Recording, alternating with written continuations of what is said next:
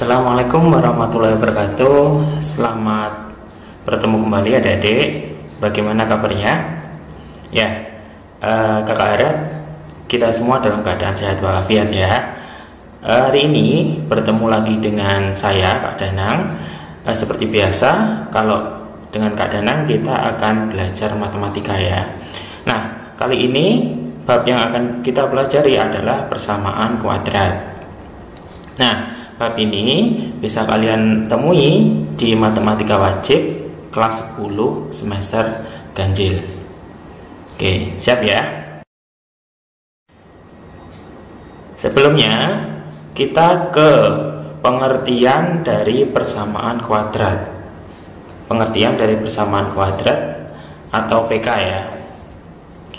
Nah, pengertian persamaan kuadrat adalah persamaan yang memuat satu variabel dengan pangkat tertingginya dari variabel tersebut adalah 2. Nah, bentuk umumnya seperti ini ya. Bentuk umum dari persamaan kuadrat adalah ax kuadrat ditambah bx ditambah c sama dengan 0, di mana nilai a-nya tidak boleh sama dengan 0.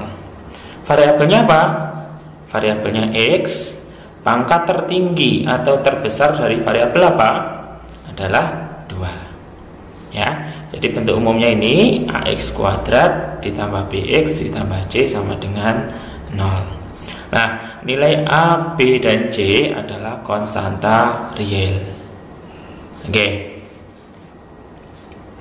Nah, di sini Kak Danang mau menunjukkan contoh-contoh dari persamaan kuadrat. Ya, yang pertama adalah 2x kuadrat min 4x plus 6 sama dengan 0. Ya, di sini a-nya berapa? 2, b-nya min 4, c-nya adalah 6. Pangkat tertingginya 2, variabelnya x. Betul ya? Yang kedua adalah x kuadrat dikurangi 10x sama dengan 0. Nah, ada perbedaan dengan persamaan kuadrat yang di atasnya. Apa perbedaannya? Kalau persamaan kedua ini nilai c-nya tidak ada atau nilai c-nya 0. Boleh apa enggak? Boleh ya. Ya, syaratnya kan persamaan bentuk umumnya ini a-nya tidak boleh sama dengan 0. Kalau persamaan kedua ini nilai c-nya sama dengan 0, berarti masih memenuhi. Yang ketiga adalah 5x kuadrat min 7 sama dengan 0. Nah, ini agak beda ya dengan bentuk umumnya. Yang membedakan adalah bx-nya, nilai bx-nya adalah 0. Jadi setelah ax, 5x kuadrat min 7 langsung c sama dengan 0. Boleh? Boleh ya. Yang tidak boleh adalah a-nya sama dengan 0. Nah, di sini nilai a-nya adalah 5, berarti masih memenuhi persamaan kuadrat. Nah, ini contoh-contoh yang bukan merupakan persamaan kuadrat ya. Yang pertama adalah 3x plus 4y sama dengan 7. Apa ini yang membuat salah? Ada variabel x dan ada variabel y, ya kan? Karena pengertiannya hanya ada satu variabel, tapi di sini variabelnya ada 2, berarti ini bukan persamaan kuadrat.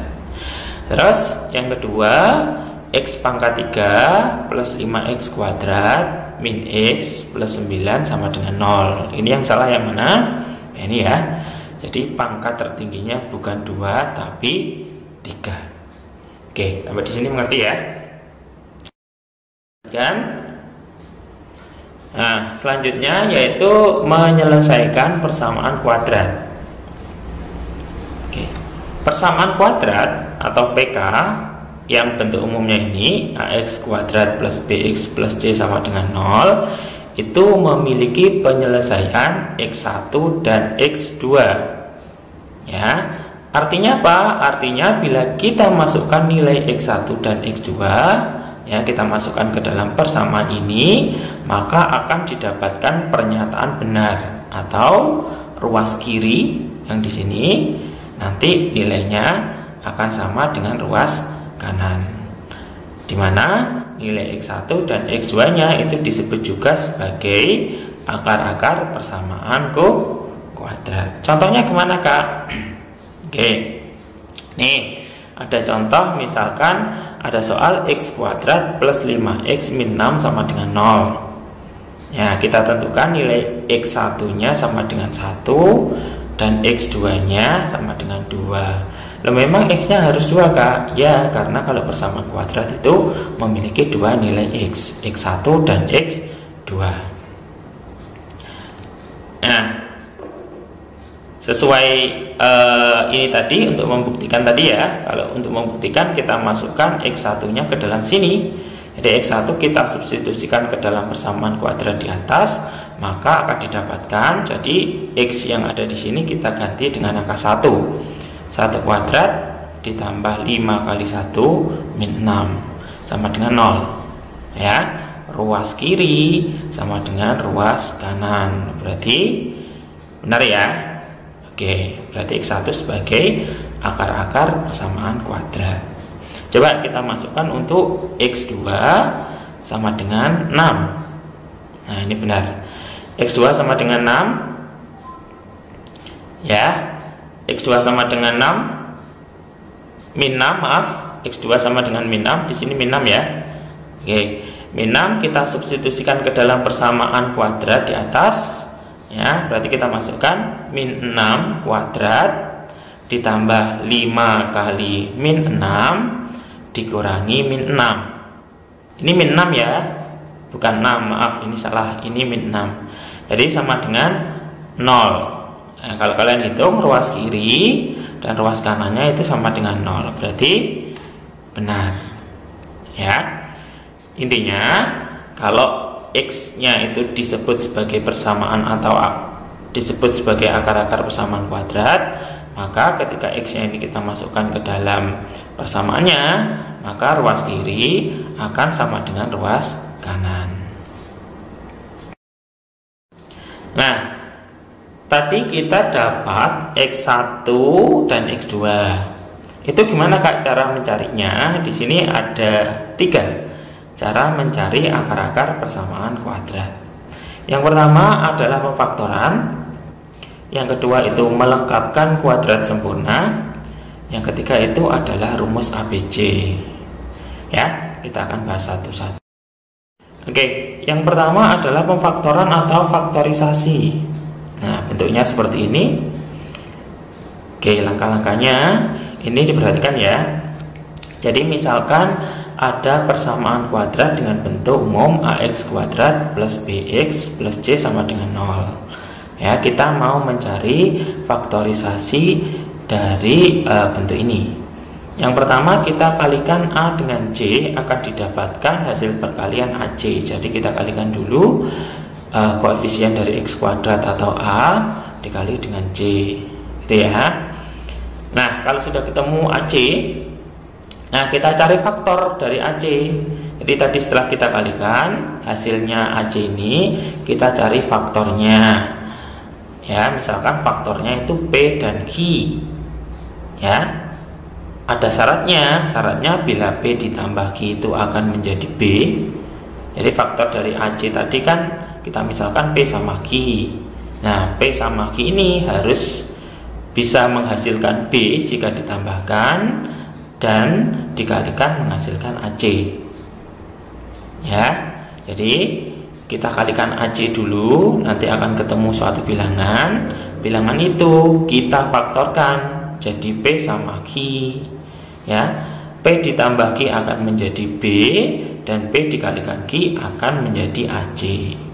Bila sudah dapat ditentukan nilai P dan Q-nya, maka kita bisa mendapatkan faktornya. Ya, dengan cara kita bentuk ke dalam AX plus P dikali AX plus Q. Ya, dengan nilai akarnya X1 itu adalah min P dibagi A atau X2 nya min Q per A. Oke, kita masuk ke contoh saja biar tidak bingung ya. Nah, contohnya di sini, misalkan ada soal X kuadrat plus 3X plus 2 sama dengan 0. Kita tentukan dulu ya A-nya. koefisien X kuadrat itu adalah 1, B-nya koefisien X itu adalah 3, C-nya koefisien dari 2, koefisien C-nya adalah 2, maaf ya, C-nya adalah 2. Nah, tadi gimana? Kita carikan, kita kalikan dulu A sama C. Oke, A sama C, 1 kali 2 sama dengan 2. Terus kita cari faktor dari 2. Syaratnya ya, faktornya itu jika ditambahkan menghasilkan B, yang ini menghasilkan 3, jika dikalikan itu menghasilkan AC. Ya, faktor dari 2 berapa? 2 sama 1, Kak. Apakah 2 sama 1 jika ditambahkan akan menghasilkan B? Ya. Ya. Berarti faktor dari 2 itu adalah 1 dan 2. Oke, kita masukkan ya. Jadi kita bentuk seperti ini dulu. Ya, X plus P, X plus Q sama dengan 0. Terus kita masukkan faktor tadi dari 2. P-nya kita gantikan 1, Q-nya kita gantikan 2. Ya, syaratnya tadi apa? P tambah Q sama dengan B, 1 tambah 2 sama dengan 3. Berarti ini sudah benar. Terus nyari X1 nya, ini X plus 1 sama dengan 0, maka X nya sama dengan min 1. Nyari X2 nya, X plus 2 sama dengan 0, X2 nya adalah min 2. Oke, temu ya. Nah, gini. Oke, ini contoh mengerjakan soal persamaan kuadrat dengan cara faktorisasi. Yang kedua, ini melengkapkan kuadrat sempurna. Ini agak panjang langkah-langkahnya ya. Coba diperhatikan dulu. Yang pertama, dari bentuk AX kuadrat plus BX plus C, kita memindahkan C ke ruas kanan dan membagi kedua ruas dengan koefisien X kuadrat. Yang kedua, kita hitung ya nilai dari setengah kali B per A kuadrat dan dijumlahkan kedua ruas hasil kalinya. Yang ketiga, ya, faktorkan ruas kanan sebagai kuadrat binomial dan sederhanakan. Yang keempat, selesaikan menggunakan sifat akar kuadrat dari persamaan. Oke, contohnya. Nah, ini. Jadi ada soal ya. Soalnya adalah X kuadrat plus 8X min 9 sama dengan 0. Langkah pertama tadi apa? Kita pindahkan koefisien C ke ruas kanan. Nah, ke sini. Jadi min 9 jadi 9. Terus dibagi dengan koefisien X kuadrat. Karena koefisien X kuadratnya 1 ini, berarti ini tetap ya. Jadi tetap X kuadrat plus 8X sama dengan 9. Ini langkah pertama. Langkah kedua, nah langkah kedua itu kedua ruas kita tambahkan dengan setengah kali B per A kuadrat. Ya, setengah kali B, B-nya 8 per A, A-nya 1 dikuadratkan. Kedua ruas ya. Ruas kiri ditambahkan ini, ruas kanan juga ditambahkan, langsung kita hitung. Setengah kali 8 dikuadratkan ketemu 16. Di sini setengah kali 8 dikuadratkan juga ketemu 16. Oke, 9 tambah 16 25. Oke, selanjutnya kita bentuk ke dalam bentuk ini. Ya, karena nilai X kuadrat plus 8X plus 16 itu adalah penjabaran dari X plus 4 kuadrat. Ya, ini yang dinamakan sebagai bentuk kuadrat sempurna. Terus kalau ruas kiri kuadratnya hilang, berarti ruas kanan di akar ya. Akar 25 adalah plus minus 5 ya. Tidak 5 saja tapi ada plus minus 5 ya. Oke. Nah, dari sini kita ke langkah keempat ya kan. Plus minus ini maksudnya gimana Kak? Jadi X1 nya kita gunakan yang plus, X2 nya kita gunakan yang minus gitu.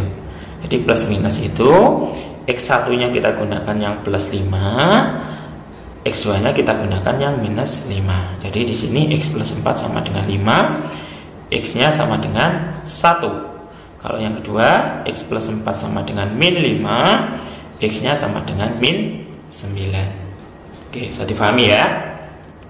Oke.